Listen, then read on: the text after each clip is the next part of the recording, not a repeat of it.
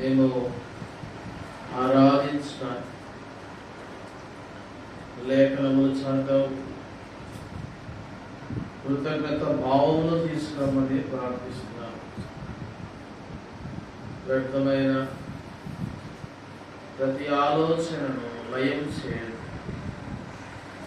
శత్రు అంధకారము మీరు బంధించండి. దేవా, మా అందరికీ నాయన ఆత్మ వల్ల కలిగి ప్రత్యక్షతను మీరు అనుగ్రహించి రావాల్సిన ప్రజలను కూడా త్వరగా నడిపించి వచ్చిన వారిని కూడా అందరినీ ఆరాధన కొరకైన ఉరికొల్పు గ్రహించి మీ రక్తానికి మరోసారి నన్ను అప్పగించుకోవచ్చు, మీ ఆత్మకు అప్పగించుకోవచ్చు. శుద్ధీకరించి మాట్లాడు. యేసుక్రీస్తు పరిశుద్ధమైన నామములో ప్రార్థిస్తున్నాము తండ్రి, ఆమేన్.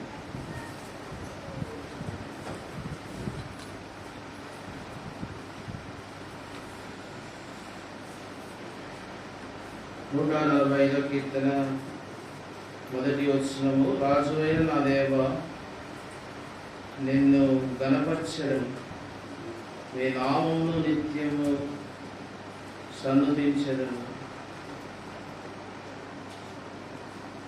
ఇక్కడ మనం చూస్తే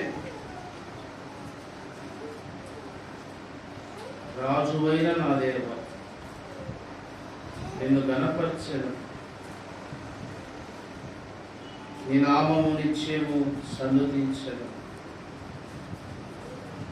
స్తుతి కీర్తన అని పైన రాయబడింది. ఎందుకు దావీదు కొన్ని కీర్తనలో స్తుతి కీర్తనలు ఉన్నాయి. దావీదు రాసిన కీర్తనలో కొన్ని కీర్తనలు స్తుతి కీర్తనలు ఉన్నాయి. ఇది కూడా ఒక స్తుతి కీర్తన.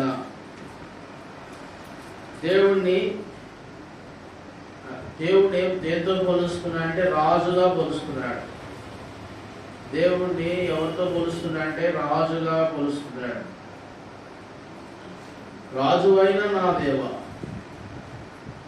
నేను నిత్యమును ఏం చేస్తానంటే సన్నుతించను. నిత్యము సన్నుతించాల్సిన పరిస్థితి, నిత్యము సన్నుతించాల్సిన కారణాలేంటో మనం చూస్తే దేవుని వాక్యంలో నుండి అదే అధ్యాయంలో 14వ వచనం, 145వ అధ్యాయం 14వ వచనం.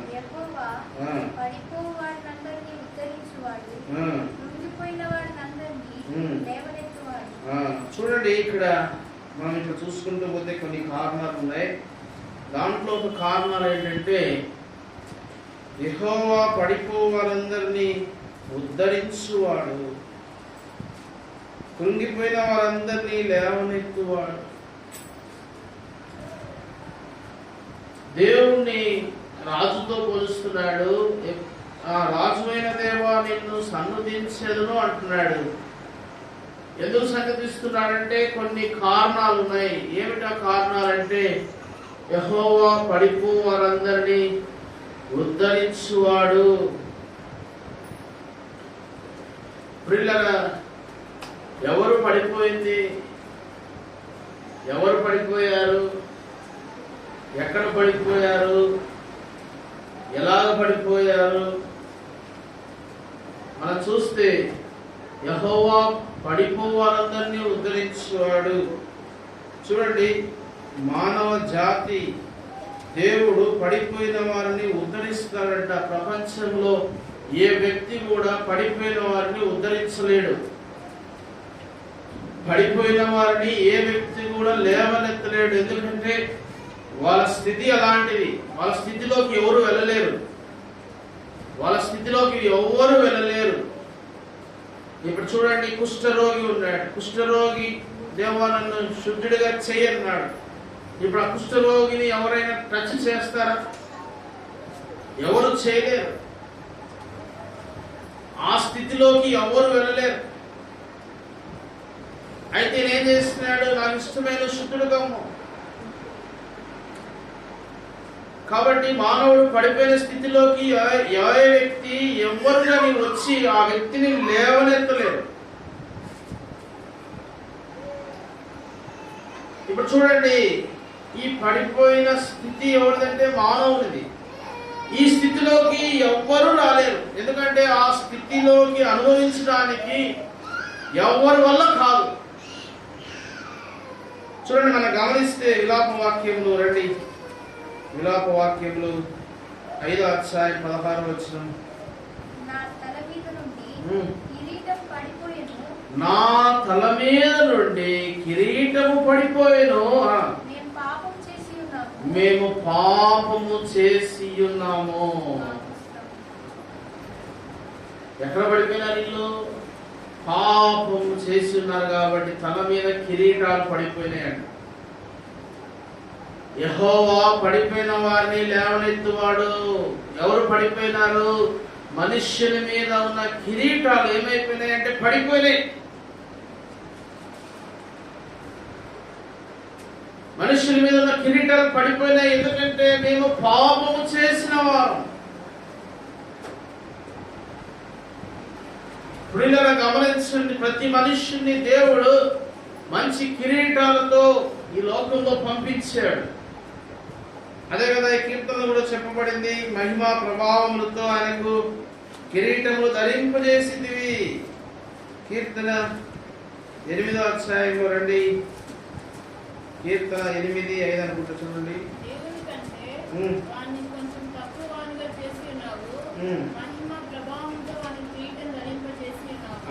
మహిమా ప్రభావములతో వానికి కిరీటములు ధరింపజేసి ఉన్నావు. గ్లోరీ. మహిమా ప్రభావాలు ఏం చేస్తాయి తెలుసా? మనిషిని మహిమా ప్రభావాలు ఏం చేస్తాయి తెలుసా? మనుష్యుని ఆనందంలో తీసుకొస్తాయి. మహిమా ప్రభావములనే కిరీటాలు మనుష్యుని మీద దేవుడు ఉంచి లోకంలోకి పంపించినప్పుడే మహిమా ప్రభావం అనే కిరీటాన్ని ఒక మనుష్యుని మీద, ప్రతి మనుష్యుని మీద ఆ మహిమా ప్రభావం అనే కిరీటముతోనే ఈ లోకంలో పంపిస్తాడు. ఆ మహిమా ప్రభావాలు ఏం చేస్తాయంటే ఆనందాన్ని తీసుకొస్తాయి. అదే అంటాడు పౌలు ఫిలిప్పీలకు రాస్తూ రండి. ఫిలిప్పీ పత్రిక 4వ అధ్యాయం 1వ వచనం. కావున నేను అపేక్షించు నా ప్రియ సహోదరులారా, నా ఆనందమును నా కిరీటమునయున్నా. ప్రియులారా, కిరీటం, ఈ ఆనందం ఒక కిరీటంతో పోలుస్తున్నాడు. పౌలు అంటున్నాడు, ఏమంటున్నాడు తెలుసా? నేను అపేక్షించు నా ప్రియులారా, నా ఆనందం, నా కిరీటం మీరే. కిరీటాలు ఏం తీసుకొస్తాయి? ఆనందాన్ని తీసుకొస్తాయి. మహిమా ప్రభావం అనే ఈ కిరీటము ప్రతి మనుష్యుని ఆనందంలోకి తీసుకొని వెళ్తాయి. అయితే ఇప్పుడు ఏమైపోయిందంటే మా కిరీటాలు ఏమైపోయినాయి? పడిపోయినాయి. పడిపోయిన వారు లేవనెత్తువాడంటే మా కిరీటాలు పడిపోయినాయి. ప్రతి మనిషి కిరీటాలు పడిపోయిన, ప్రతి మనిషి మహిమా ప్రభావంలో ఆనందంలో ఇచ్చిన ఆ కిరీటాలు ఈరోజు పడిపోయినాయి. ఎందుకంటే మేము పాపము చేసి ఉన్నాం. దేవుడు మనిషిని సృష్టించినప్పుడు ఏ మనిషిని కూడా దుఃఖం కొరకు సృష్టించలేదు, బాధ కొరకు సృష్టించలేదు, వేదన పడాలని సృష్టించలేదు. కానీ మనుష్యుని దేవుడు కలుగజేసినప్పుడు మహిమా ప్రభావములనే కిరీటం, దేవదూతలు కూడా లేదు ఈ కిరీటం. ఈ కిరీటంతోనే వారు మానవుడిగా దేవుడు పంపిస్తూ వచ్చినాడు. అయితే మానవుని యొక్క కిరీటాన్ని పోగొట్టుకున్నాడు. కారణాలు ఏంటంటే విలాప వాక్యంలో చక్కగా చెప్పబడింది, పాపం చేయడం బట్టి ఈ ఆనందం అనే కిరీటం పోయింది. కాబట్టి మా కిరీటాలు పడిపోయి ఉన్నాయి, మా కిరీటాలు పడిపోయి ఉన్నాయి. మన ఈ మధ్యన బిల్ గేట్స్ తెలుసు కదా అందరికీ. బిల్ గేట్స్ తెలియని వాళ్ళు ఎవరు? ప్రపంచంలో మొట్టమొదటి మైక్రోసాఫ్ట్ చీఫ్ అన్నమాట. మరి ఆయన మొన్ననే డైవర్స్ అయింది, విడాకులు. బిల్ గేట్స్ భార్యను పిలిచి కోర్టులో అడిగినారు, అమ్మా ఎందుకు విడాకులు ఇవ్వాలి నీకు? Why should we grant divorce? ఎందుకు మేము నీకు విడాకులు ఇవ్వాలి? ఏంటి మీ సమస్య ఏంటి? ప్రపంచాన్ని కొనే అంత డబ్బులు మీతో ఉన్నాయి కదా. బిల్ గేట్స్ ఫౌండేషన్ ద్వారా ఎంతో మంది కొన్ని లక్షల మంది ఇంజనీర్లుగా చదువుకున్నారు. జింబాబ్వే దేశానికి బిల్ గేట్స్ ఫౌండేషన్ ద్వారానే కనీసం 2 రోజులకు ఒకసారి అన్నం దొరుకుతుంది. జింబాబ్వే దేశానికి బిల్ గేట్స్ ఫౌండేషన్ ద్వారా 2 రోజులకు ఒకసారి అన్నం దొరుకుతుంది. మంచి పనులు ఉన్నాయి, పేదవాళ్ళని భోజనం పెడతారు. తర్వాత ప్రపంచంలో ఎంతో మంది చదువుకోవడానికి బిల్ గేట్స్ ఫౌండేషన్ ఉపయోగపడుతుంది. ఎంతో మంది ఎయిడ్స్ తో చనిపోయిన వారి పిల్లల్ని బిల్ గేట్స్ ఫౌండేషన్ ద్వారా ఒక మంచి ఉన్నతమైన విద్యను అందిస్తున్నారు. ఆఫ్రికాలో చూస్తే బిల్ గేట్స్ ఫౌండేషన్ ద్వారా ఎంతో మంది పిల్లలు బాగుపడుతున్నారు. ఇంత చేసిన తర్వాత మన కోర్టులో అడిగారు, ఏమ్మా ప్రపంచ కోటీశ్వరులు కదా మీరు, మీకెందుకు? మీ ద్వారా పిల్లలు ఇంజనీర్లు అవుతున్నారు, మీ ద్వారా కనీసం 2 రోజులు ఒకసారి భోజనం దొరుకుతుంది, ఎందుకు మీరు డైవర్స్ అడుగుతున్నారు కోర్టులో? బిల్ గేట్స్ భార్యను అడిగినారు, అక్కడ ఉన్నారు మ్యాజిస్ట్రేట్. అప్పుడు బిల్ గేట్స్ భార్య ఏం చెప్పిందంటే, నాకు ఈయనతో ఆనందం లేదు. మ్యాజిస్ట్రేట్ షాక్ అయిపోయాడు.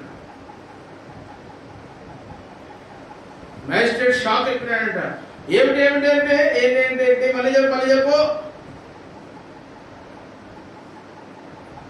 మళ్ళీ చెప్పు ఏంటి చెప్తున్నావు? నాకు ఆనందం లేదు, ఆయన ద్వారా నాకు ఆనందం వద్దు, ఆయన ద్వారా నాకు ఆనందం లేదు, ఐ వాంట్ డైవర్స్.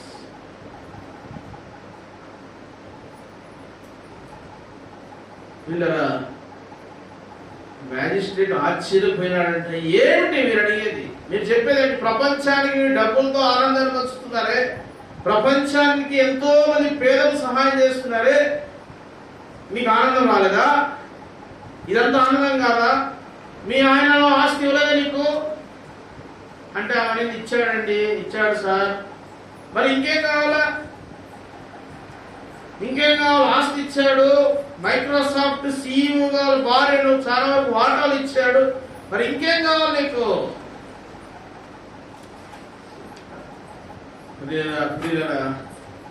ఆమె ఒకటే మాట చెప్పింది, నాకు ఆనందం లేదు. సర్లే ఏమో లాభం లేదని ఆయన అడిగినారు, ఏంటండి బిల్ గేట్స్ సార్ గారు మీరు చెప్పండి, డైవర్స్ అడుగుతుంది, మీ భార్య డైవర్స్ అడుగుతుంది, మరి ఏం చెప్తారు అంటే, ఆయన అన్నాడు, సార్ నాకు కూడా ఆనందం లేదు అంటే, ఏమైందిరా మీకు? ఏమైంది? నాకు తలలు పట్టుకుంటున్నాడు మ్యాజిస్ట్రేట్. మీకేమైందండి? ప్రపంచానికి కొనేంత ఆస్తులు, అమెరికా అధ్యక్షుడిని ప్రభావితం చేసిన వారు, ట్రంప్ ను ఓడించిన దాంట్లో బిల్ గేట్స్ కూడా ఉన్నాడు. జో బైడెన్ రావడానికి కారణం ఈ కోటీశ్వరులు అందరూ కలిసి రిగ్గింగ్ చేసి జో బైడెన్ కు ఓట్లు వేసి చాలా చేశారు అనుకోండి, అందరినీ అధ్యక్షులు సైతం ప్రభావితం చేసే మీకు కూడా ఆనందం లేదా?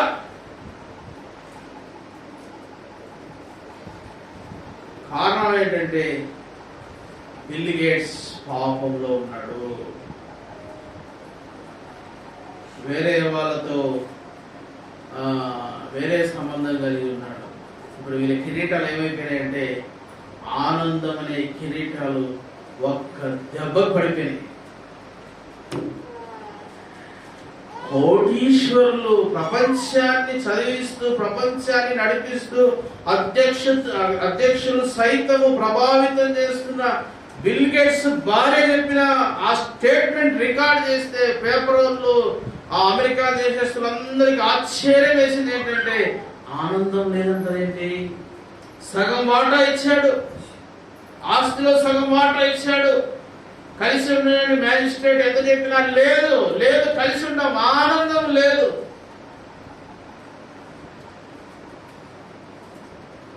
ప్రియులారా, పాపం వలన ఏం పడిపోయినాయి? ఆనందం అనే కిరీటం. దేవుడు ఏం చేస్తున్నాడు? మహిమా ప్రభావములతో చెప్పండి కిరీటములు ధరింపజేశాడు. అయితే ప్రియులారా, ఏమైపోయినాయంటే అవి పడిపోయినాయి కదా. మన అంశం ఏంటి? యెహోవా పడిపోవారందరినీ ధరించువారు. మన స్థితి ఇది కాదండి, మన స్థితి ఇది కాదా? పాపం చేయడం బట్టి మన మీద ఉన్న ఆ మహిమ ప్రభావములు ఆనందములు అనే ఈ కిరీటం పడిపోలేదు.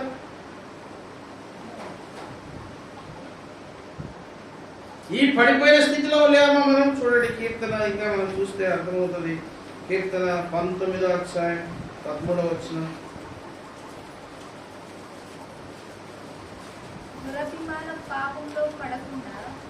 దురభిమాన పాపము అంట పడకుండా బావినది. దురభిమాన పాపంలో పడిపోయే ప్రమాదం ఉంది. ఒక పాపంలో పడిపోయినాను, దురభిమాన పాపం అంట. ఏమిటి దురభిమాన పాపము? దురభిమాన పాపం అంటే ఏంటి?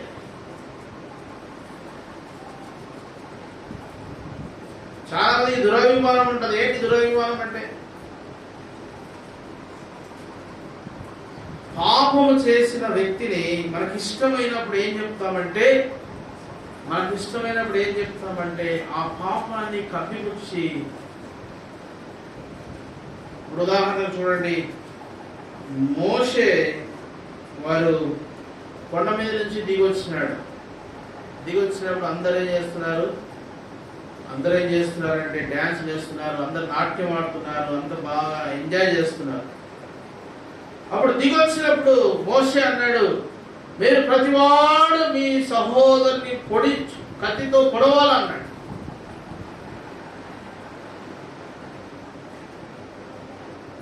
అంటే అప్పుడు ఏం చేయాలా? ప్రతివాడు ఆ డ్యాన్స్ చేసిన వాడు పక్కన ఏం చేయాలా? వాళ్ళ సొంత సహోదరి. ఇప్పుడు మనం ఏం చెప్తాం? యేసుప్రభు ప్రేమ గలవాడు కదా, దేవుని స్వరం అట్లా ఉండదు కదా, మనం పొడవకూడదు కదా. అంటే దేవుని కంటే ఎక్కువగా మనం నీతిమంతులని రుజువు చేసుకుంటాం మనకి ఇష్టమైన లేడం. మనకి ఇష్టమైతే దేవుడు దాన్ని చెప్తున్నాడు, నీ సహోదరి పొడవమంటే అర్థం ఏంటంటే అటువంటి పాపం లేకుండా ఇంకెప్పుడు అలాంటి పాపం జరగకుండా పొడవమన్నాడు. మనమేం చేస్తామంటే దాన్ని ఏం చేస్తామంటే వీళ్ళరా దేవుడు చెప్పిన దానికి మనం జాలి చూపిస్తాం, పాపం మీద జాలి చూపిస్తాం. నీకు ప్రేమ, వ్యక్తి అంటే ప్రేమే మంచిదే, కానీ పాపం మీద జాలి చూపిస్తావేంటి? అమాలేకీయులు చంపమన్నాడు సౌల్ని, అమాలేకీయులు చంపే అన్నాడు. ఈయన జాలి చూపించాడు. ఆ గొర్రెలు, ఆ పొట్టేళ్ళు, అబ్బా కొవ్విన వాటిని చూస్తే ఈయన జాలి వచ్చేసింది. పాపం మీద జాలి ఏంటి? ఈ పాపం మీద జాలి దురభిమానంగా మారిపోతుంది. చాలా మందికి ఇది ఉంటది. ఇష్టమైన లేడల ఎంత తప్పు చేసి దేవుడు చెప్తుంటాడు, కత్తి తీసుకొని పొడవాల్సి వస్తుందంట. దాని మీద మనం జాలి చూపిస్తాం. ఎంతకాలం అండి దురభిమాన పాపంలో లేమా? మనం పాపం మీద జాలి చూపించలేదా? ఎన్ని పాపాల మీద జాలి చూపించలేదు నేను? అందుకే దురభిమాన పాపంలో పడకుండా పడిపోయిన ఉన్నారు బైబిల్లో. ఇంకా కొంతమంది పాపం పడిపోయినారు. చూడండి కీర్తన రండి 36వ అధ్యాయం 12వ వచనం. అదిగో పాపము చేయవారు అక్కడ పడి ఉన్నారు. అదిగో పాపము చేయవారు, అదిగో ఎక్కడో ఉన్నారు, అదిగో పాపం చేయవారు అక్కడ పడి ఉన్నారు.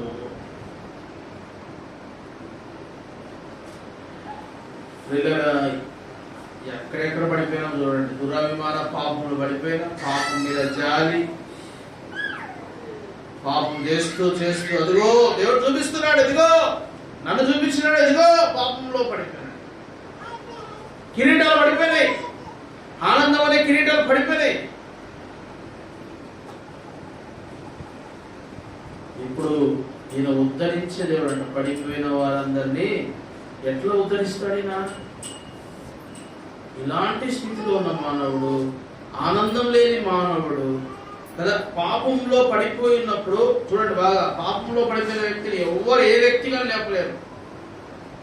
ఎందుకు లేపలేరంటే ఆ వ్యక్తి లేపాలంటే ఆ పాపపు యొక్క స్థితిలోకి వెళ్ళిపోవాలి, పాపపు స్థితిలోకి వెళ్ళిపోవాలి వాళ్ళు.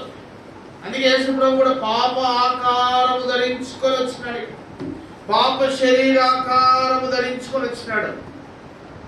ఆ స్థితిలోకి వెళ్ళాలి కాబట్టి పాప శరీరాకారం ధరించుకొని కన్యైన మరియ గర్భమున నువ్వు నేను జన్మించినట్టు కాకుండా ఆ యొక్క స్త్రీ సంతానములో ఆయన జన్మించి పాప శరీరాన్ని ధరించుకున్నాడు. ఎందుకో తెలుసా?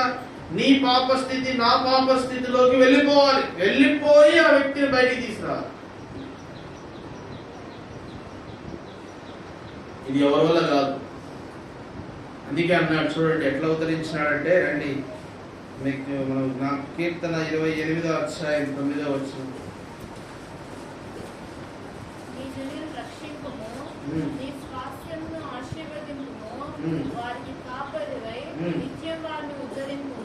వారికి కాపరివై నిత్యము వారిని ఉద్ధరింపు, నీ జనులు రక్షింపుము. ఇంకా చూడండి 69వ కీర్తన 29వ వచనము. 69వ కీర్తన 29వ వచనం. నేను బాధపడిన వాడిని వ్యాకులపడుచున్నాను, దేవా నీ రక్షణ నన్ను ఉద్ధరించునుగాక. నీ రక్షణ నన్ను ఉద్ధరించునుగాక. 69వ కీర్తన 29వ వచనం. దేవుడు ఎట్లా ఉద్ధరిస్తాడండి? దేవుడు ఎట్లా ఉద్ధరిస్తాడు? పడిపోయిన కిరీటాలు, పడిపోయిన ఆనందము, దురభిమానంలో పడిపోయినాము. అయ్యా బిల్ గేట్స్ భార్యకు ఆనందం లేదు, బిల్ గేట్స్ కి ఆనందం లేదు, వైవాహిక ఆనందం ఒక్క దెబ్బకు తెంచివేయబడింది. కారణం పాపం ప్రవేశించింది. ఇలాంటి పాపంలో పడిపోయిన మానవుడు ఇలా ఎట్లా ఉద్ధరించాడు తెలుసా? రక్షణ ద్వారా ఉద్ధరించినాడు కదా. ఎట్లా ఉద్ధరిస్తున్నాడు? రక్షణ. ఎట్లా వచ్చింది రక్షణ? ఆ సిలువలోనే రక్షణ కదా. సిలువ చెప్పినా కదా, ఆయన ఆ స్థితిలోకి వెళ్ళిపోయినాడు. ఏ స్థితిలోకి? నా స్థితిలోకి దేవుడు వచ్చేసినాడు. నా పాప స్థితిలోకి దేవుడు వచ్చేసినాడు. నీ పాప స్థితిలోకి దేవుడు వచ్చాడు, వచ్చి లేవనెత్తాడు. ఆయన ఉద్ధరించేవాడు ఎవరు లేరు, ఉద్ధరించే మనుష్యుడు. అందుకే ఆరాధనకు చాలా ప్రాముఖ్యత ఇచ్చేది ఏంటంటే ఆయన ఒక్కడే ఆరాధనకు అర్హుడు. చాలా ప్రాముఖ్యత ఎందుకు ఇస్తామంటే ఆయన ఒక్కడే సాగిల పడటానికి, ఆయన ఎదుట మనం సాగిల పడ్డాం. ఆయన ఒక్కడే యోగ్యుడు. ఎందుకంటే నీ స్థితిలోకి వచ్చేస్తాడు. తల్లిదండ్రులు రాలేదు, బంధువులు రాలేదు, చదువులు రాలేదు, ఘనతలు రాలేదు, బాంధవ్యాలు రాలేదు, నీ దగ్గర ఏముందో ఏమీ రాలేదు. వచ్చింది మాత్రం ఒక్కడే, ఆయనే శిలువలో. ఆయన అందుకే అంత గొప్ప శరీరమును చితగొట్టారు. యేసు ప్రభు శరీరాన్ని చితగొట్టారట. అట్లా ఎట్లా చితగొట్టలేదు, చిత్తు చేసేసారు. ఎందుకంటే ఆ పాప శరీరం నా శరీరాన్ని ధరించుకోండి. అలాంటి శరీరాకారంలో వచ్చి శరీరాకారంలో ధరించి పిల్లరా, అది చాలా శిలువ మరణం అనేది చాలా భయంకరమైనది. కాబట్టి మొట్టమొదటిగా ఎట్లా ఉద్ధరించినాడంటే పడిపోయిన మనల్ని రక్షణ, తిరిగి కోల్పోయిన కిరీటం, ఆనందం అనే కిరీటం తిరిగి దేవుడు మనకు ధరింపజేశాడు రక్షణతో. రక్షణ అనేది కూడా కిరీటం. రక్షణ అనేది కిరీటం. ఇది ఈ కిరీటాన్ని ధరింపజేస్తూ వచ్చినాడు. కాబట్టి మొట్టమొదటి తలం. రెండోది చూడండి, రెండవది ఏంటంటే పడిపోయిన వీరిని, ఇంకా ఎక్కడ పడిపోయినా చూద్దాము. సామెతలు 16:18.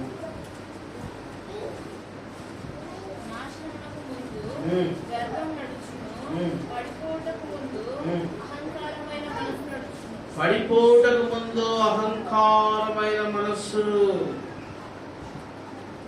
ఈ మనస్సు అహంకారమైన మనస్సు. రెండవదిగా ఎట్లా పడిపోతారంటే అహంకారమైన మనస్సు.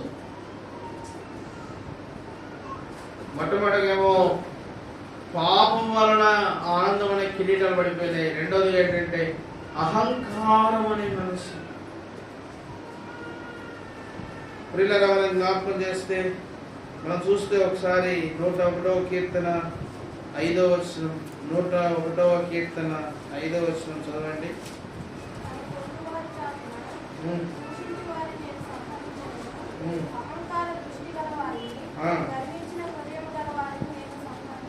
అహంకార దృష్టి గలవాడు ఏం చేస్తాడంటే నేను సహింపను.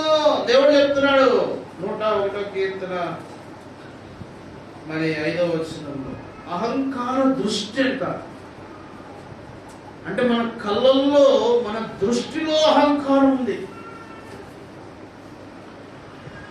మనిషిలో గుర్తుంచుకో, అహంకారం అనేది ఎక్కడ ఉందంటే మన కళ్ళల్లో ఉంది. ఆ దృష్టి కలవారిని ఏం చేస్తారంటే ఆయన సహింపును. కాబట్టి మనం గుర్తు చేసుకోవాల్సింది ఏంటంటే మన కళ్ళు, మన దృష్టి అహంకారమైనది. అది సామాన్యమైనది కాదది. మన దృష్టి ఎలాంటిదంటే దృష్టిలో ఉంది అహంకారం.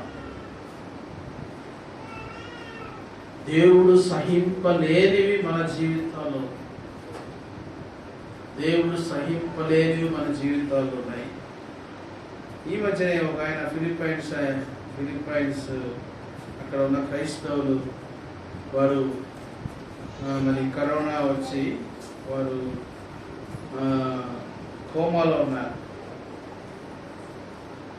కోమాలో ఉంటే మరి ఫిలిప్పైన్స్ ప్రెసిడెంట్ కూతురు, ప్రెసిడెంట్ కుమార్తె ఇక్కడంటే బాగా బ్రీతింగ్ తగ్గిపోయి కోమాలో ఉన్నప్పుడు డాక్టర్స్ వెళ్ళి ఆమె మెడిసిన్ ఇవ్వడానికి వెళ్ళారు. ఎందుకంటే ఈ కరోనా ఉన్నప్పుడు వాళ్ళ దగ్గరికి ఎవరు వెళ్ళలేరు. అయితే ప్రెసిడెంట్ కూతురు కాబట్టి ఆమె దగ్గరికి వెళ్ళారు. వెళ్ళి ఆమెని కొంత ఏదైనా ట్రీట్మెంట్ ఇస్తామని దగ్గరికి వెళ్ళి అడుగుతున్నారు. అమ్మా ఎట్లా ఉంది నీకు, ఏమి పరిస్థితి ఏంటి, మాస్కులు వేసుకున్నారు, అన్నీ వేసేసుకున్నారు. డాక్టర్స్ వెళ్ళేవారు, ప్రికాషన్స్ అన్ని తీసుకొని దగ్గరికి వెళ్ళారు.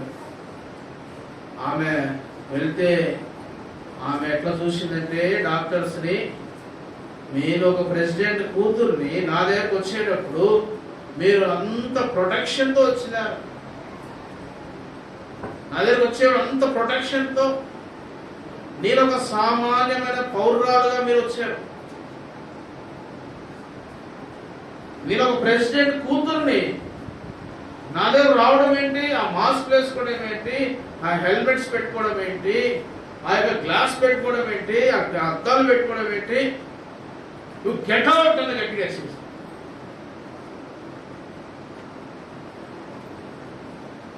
ఆ ఉద్దేశం ఏంటంటే ఆమె దగ్గర ఎవరైనా డాక్టర్స్ రావాలంటే మర్యాదగా రావాలి, హెల్మెట్స్ ఉండకూడదు, తర్వాత గ్లాసెస్ ఉండకూడదు, మాస్క్ ఉండకుండా రావాలి.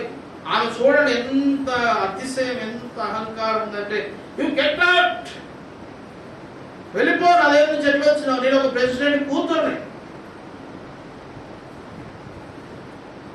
పిల్లల డాక్టర్లు భయపడిపోయి ఎవ్వరు వెళ్ళలేదంట.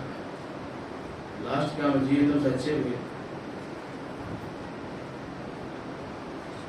అంటే వీళ్ళు సావన వస్తారు కానీ అహంకారం వదులుకోరు. సావన వస్తారు వీళ్ళు, అహంకారాన్ని వదులుకోలేరు. అహంకారం అనేది సైతాను యొక్క తంత్రములో ఒక తంత్రం. ఇంకోసారి మనం బలవర్తమానం చూస్తాం. సైతాను తంత్రాలు ఎట్లా ఉంటాయి భవిష్యత్తు త్వరలో స్టార్ట్ చేస్తాం.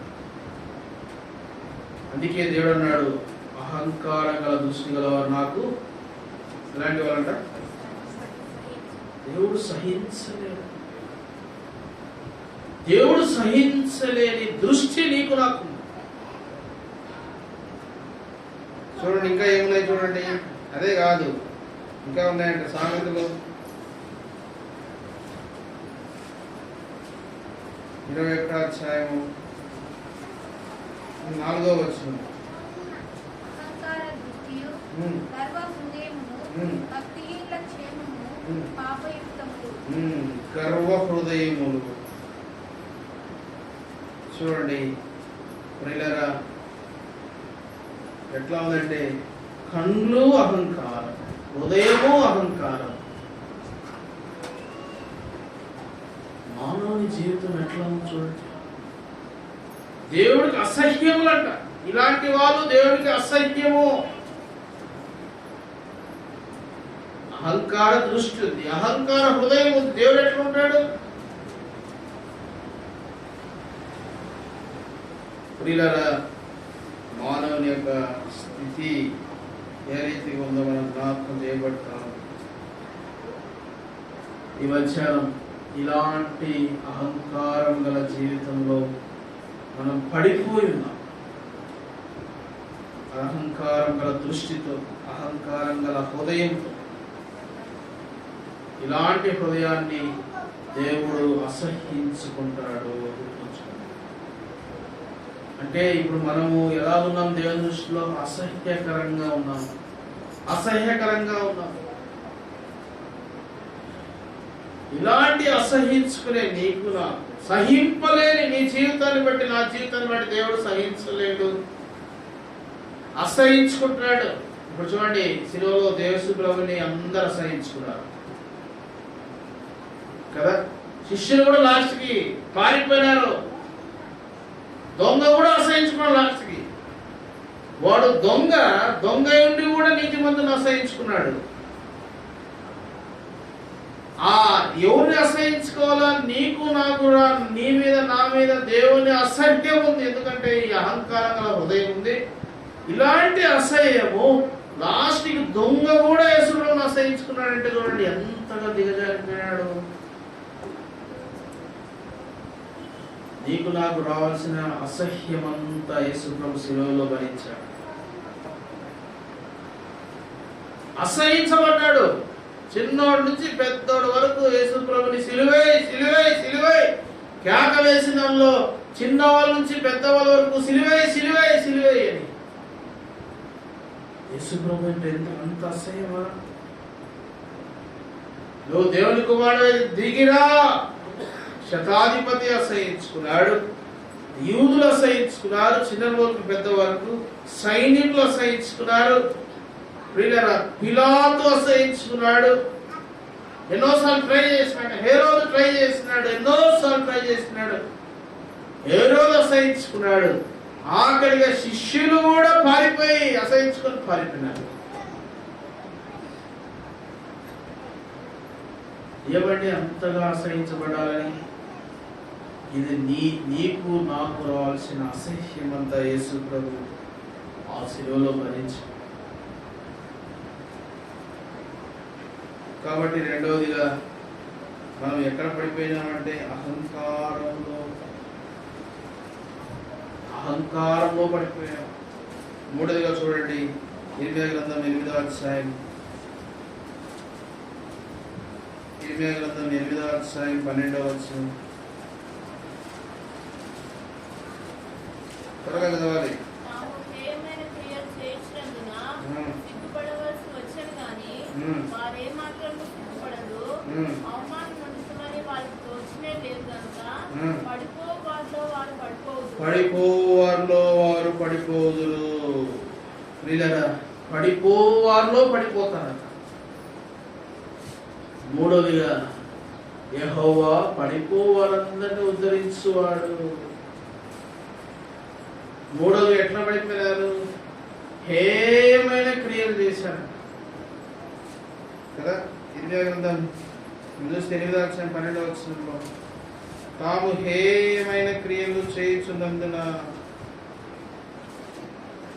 ప్రియులారా, ఎక్కడ పడిపోయామండి? హేయమైన క్రియలు. భూలోకంలో దేవుడు అసహ్యించుకునే క్రియలు. ఎవరి క్రియలు తెలుసా? ఎవరి క్రియలు అంటే సాతాను క్రియలు దేవునికి అసహ్యము. సాతాను క్రియలు అంటే దేవునికి అసహ్యం.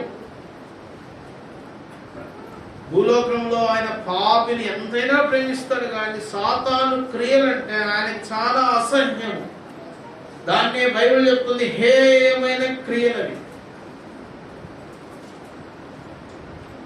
ఇర్మియాలో చెప్పబడింది హేయమైన క్రియల్లో పడిపోయినారు, పడిపోవారిలో పడిపోయినారు.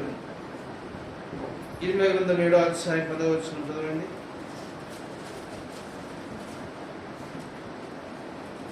అబద్ధ సాక్ష్యం పలుకుచు బయళ్ళకు ధూపం వేయచ్చు మీరెరుగని దేవతలను అనుసరించుచున్నారే.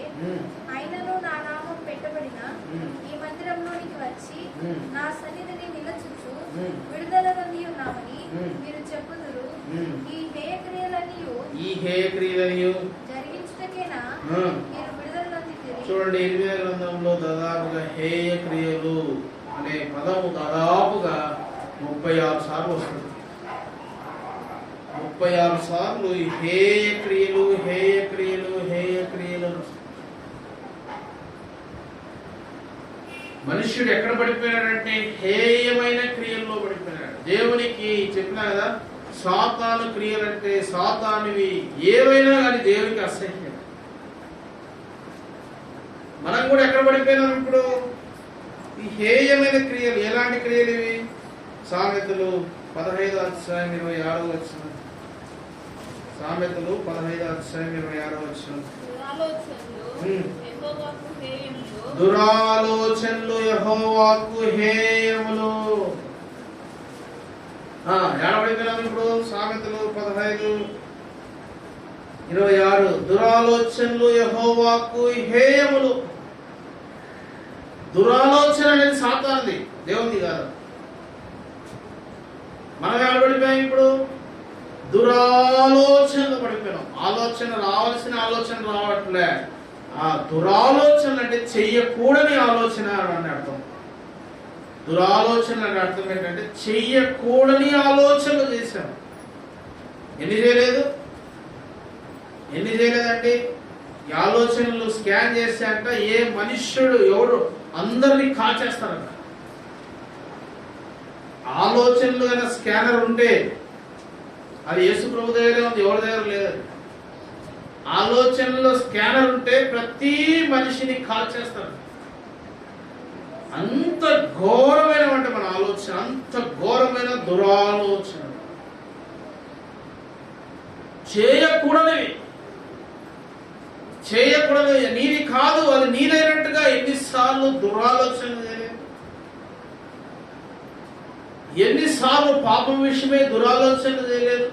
ఎన్నిసార్లు ఆశింపకూడనివి ఆశిస్తూ దురాలోచనలు చేయలేదు.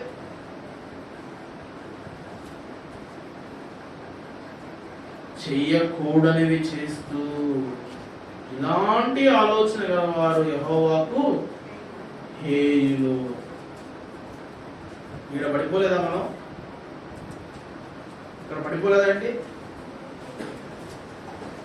ప్రియులారా, ప్రపంచానికి పెద్ద పెద్ద రాజులు, మహర్షులు, ఋషులు వారు కూడా ఈ దురాలోచనలు జయించడానికే 40 దినాలు తపస్సు చేస్తారు. 40 రోజులు నల్లటి డ్రెస్సులు వేసుకునే దేనికి తెలుసా? ఈ దురాలోచనలు జయించాలి. దురాలోచనలో జయం రావాలని డ్రెస్సులు వేసుకుంటారు. రంగులు వేసుకోకుండా ఒకటే రంగు గల డ్రెస్సులు వేసుకుంటారు. మహర్షులైతే అడవిలో పోయి తపస్సులు చేస్తారు. ఎన్ని చేసిన లాస్ట్కి వాళ్ళు సంపాదించేది ఏంటంటే దురాలోచన మీద జయం కాదు, నిష్ఠ సంపాదించుకున్నారు కానీ దురాలోచన మీద జయం సంపాదించుకోలేదు.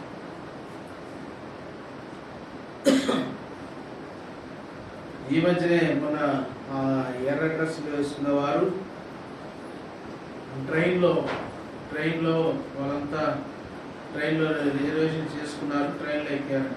ట్రైన్లో ఎక్కితే కొందరికి బర్త్ కన్ఫర్మ్ అయింది, కొందరికి బర్త్ కన్ఫర్మ్ కాలేదు.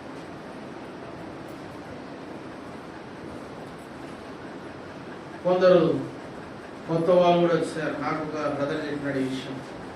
కొందరు కొత్త వాళ్ళు కూడా వచ్చారు. వాళ్ళకి టికెట్స్ తీసుకోవడానికి లేదు. వాళ్ళు రన్నింగ్ అంటే అప్పటికప్పుడు కనుక్కొని వచ్చేసి ఎక్కేసినారు. ఎక్కేసిన తర్వాత ఇప్పుడు టీటీ వస్తాడు. టీటీ వచ్చినప్పుడు ఏం చెప్పాలి? పిల్లలు వాళ్ళు ఏం మాట్లాడుకుంటున్నారంటే, ఒక బ్రదర్ అక్కడ ఉన్నాడు. ఆ బ్రదర్ ఎట్లా టికెట్స్ లేవు కదా అంటే, అక్కడ ఒక వ్యక్తి చెప్తున్నాడు, ఏముంది దీంట్లో రాము రాలేదు, రాము స్థలంలో నువ్వు. అంటే వయసు ఎంత? రాము వయసు 56 సంవత్సరాలు. ఈయన వయసు ఎంత? 42 సంవత్సరాలు. ఎట్లా మ్యాచ్ అవుతుంది? ఏం కాదులే, అది ఏమవుతుంది, అది ఏం కాదు. ఇప్పుడు ఈ బ్రదర్ అక్కడ ఉండి ఆలోచన చేసి మెల్లిగా సువార్త చెప్తామని, వాళ్ళకి ఎట్లా స్టార్ట్ చేయాలి సువార్త అని వాళ్ళు మాట్లాడుకునేది విన్నాడు. విన్నాక అడిగాంట, ఎందుకు మీరు వేసుకున్నారు, ఎందుకు ఈ దీక్ష చేస్తున్నారు అంటే, మా ఆలోచనల మీద మాకు జయం రావాలి, మా ఆలోచనల మీద మాకు జయం రావాలి అంటే, వాళ్ళు యాక్చువల్గా ఆ డ్రెస్సులు ఇప్పేసేదానికి పోతున్నారు వాళ్ళు. అంటే 40 డేస్ అయిపోయింది. అంటే అప్పుడు చెప్పినాడు, మీ ఆలోచన మీకు జయం వచ్చిందంటే, ఈ 40 రోజులు ఎక్కడ లేదు, అంత మంచి ఆలోచనలు చేస్తున్నాము. మరి అన్నా అంటే, ఇప్పుడు ఆ బ్రదర్ ఎవరు? ఆయన ఎవరు వచ్చినాడు? మరి ఆయన స్థలంలో ఈయన ఎట్లా వస్తాడు? ఈ ఆలోచన ఏం ఆలోచన? అది ఇది దురాలోచనే కదా, ఇది చేయకూడదే కదా అంటే ఆయన అంటారంట, ఇది ఏం అసలు మాకు ఇది దురాలోచనే అనిపించలేదు. ఇట్లాంటివి చేయొచ్చు, ఇట్లాంటి వాటి మీద జయం రాదు. అతను చెప్పడం ఏంటంటే, ఇట్లాంటి వాటి మీద జయం రాదంట. దేని మీద జయం వచ్చిందంటే, ధనం సంపాదించుకోకూడదని ఆశ తగ్గిపోయిందంట. అంటే వాళ్ళు చేసే భక్తి నిష్టలో ఒకదాని మీద జయం వచ్చిందంటేనే మిగిలినవన్నిటి మీద జయం రాదు అని వాళ్ళే చెప్తున్నారు. దురాలోచన అనేది జయించడం నువ్వు ఎన్ని చేసినా కూడా జయించలేవు. ఎందుకంటే అది సాతాను యొక్క క్రియలే, సాతాను యొక్క ఆలోచన, చేయకూడని ఆలోచన. అందుకే అలాగ చేయడం అనేది హేయము అని చెప్పడం కదా. ఇప్పుడు ఎక్కడ పడిపోయినామంట? హేయమైన యెషయా గ్రంథం 1వ అధ్యాయం 14వ వచనం చూడండి. యెషయా గ్రంథం 1వ అధ్యాయం 14వ వచనం.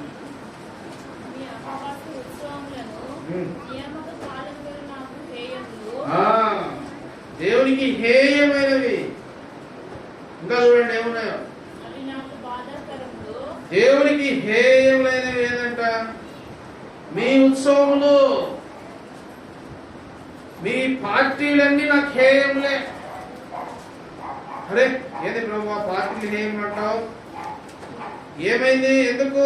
చూడండి యెషయా గ్రంథం 1వ అధ్యాయము 13వ వచనం ఆఖరి భాగం.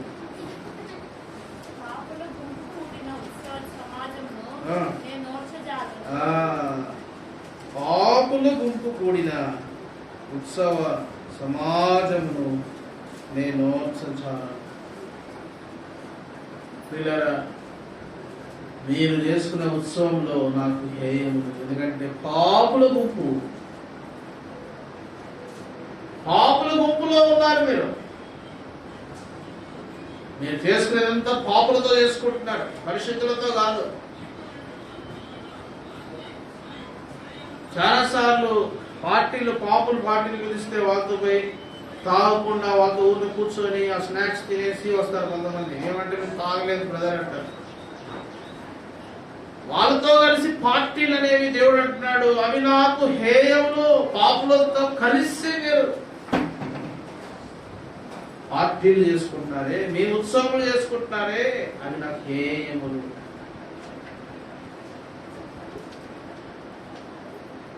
ప్రియులారా, పాపులతో కలవలేదా అండి? పాపులతో కలిసి ఎన్ని చేయలేదు మనం? బైబిల్ క్లియర్ గా చెప్తుంది, హేయమైన క్రియల్లో పడిపోయినాము. చాలా విషయాల్లో పడిపోయినాం, అయితే టైం లేదు కాబట్టి ఇప్పుడు దేవుడు చెప్తున్నాడు, మానవుడు ఈ పాపంలో పడిపోయాడు, దురాలోచనలో పడిపోయాడు.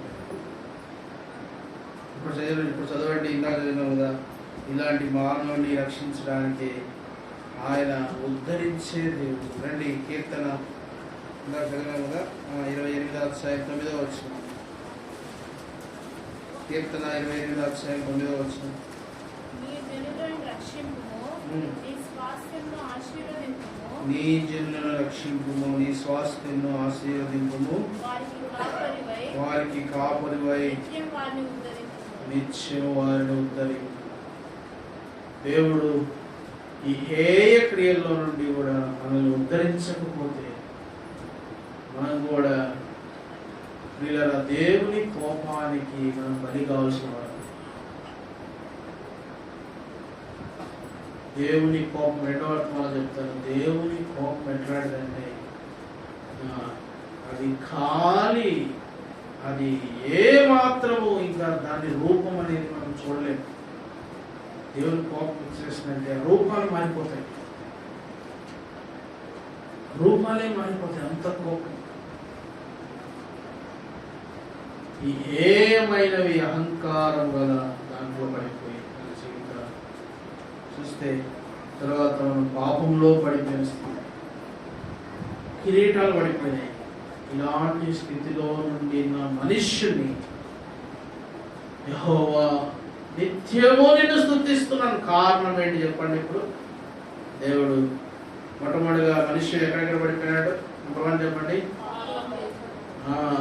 పాపంలో పడిపోయినాడు, అంటే కిరీటాలు పడిపోయినాయి. ఏం కిరీటాలు పడిపోయినాయి? ఆనందం అనే కిరీటాలు పడిపోయాయి. పాపం వల్ల ఆనందం అనే కిరీటాలు పడిపోయాయి. తిరిగి దేవుడు ఆ కిరీటం ఇవ్వడానికి రక్షణ అనే కిరీటం ఇచ్చాడు. ఆయన కాపరి కదా, అందుకే దేవుడు పడిపోయిన మానవుల గురించి ఆలోచన చేసి రక్షణ అనే కిరీటం ఇచ్చినాడు. కాబట్టి మన శరీరం, పాప శరీర ఆకారం, మన స్థితి కొరకు ఆయన ఆ శరీరాన్ని ధరించుకొని ఆ శిలువలో ఆయన ఆ శరీర ఆకారంతోనే బాగా దంచబడ్డాడు, గాయపరచబడ్డాడు. రెండోది ఏంటి చెప్పండి? ఎక్కడ పడిపోయాం? అహంకారం గల జీవితంలో పడిపోయాం. అది కంట్లో ఉంది, హృదయంలో ఉంది. ఈ అహంకారం గల జీవితంలో పడిపోయి లేవలేకున్నాం. అందుకే యేసు ప్రభు మన కొరకు అయినట తను తాను తగ్గించుకున్నాడు. ఈ అహంకారుల కోసం ఆయన తగ్గించబడ్డాడు కదా. ఆయన ఎట్లా అంట, ఫిలిప్పీ పత్రికలో చెప్తాడు పౌలు, ఆయన దేవుని స్వరూపమేంటి, ఆయన దాసుని యొక్క స్వరూపం ధరించాడు. What a great such a lord. నీ అహంకారం నా అహంకారం, ఇలాంటి దృష్టి, ఇలాంటి హృదయం గల వారి కోసం ఆయన తగ్గించుకున్నాడు. నీకు ఆయన మంచి కాపరి కదా. ఆయన కాపరే ఉద్ధరించినట్ట, మామూలుగా కాదు ఆయన ఉద్ధరించింది. ఇట్లాంటి కాపరి ప్రపంచంలో ఎక్కడ లేరు, ఎవరు లేరు. మూడోది ఏంటి? ఏమైనా క్రియల్లో పడిపోయిన మనుష్యుడు. హేమైన క్రియలో పడిపోయిన మనిషిని దేవుడు ఉద్ధరించాడు, లేవనెత్తాడు.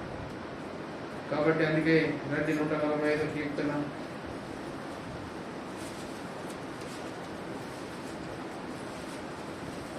మొదటి వచ్చిన అందరూ చదువుదాం.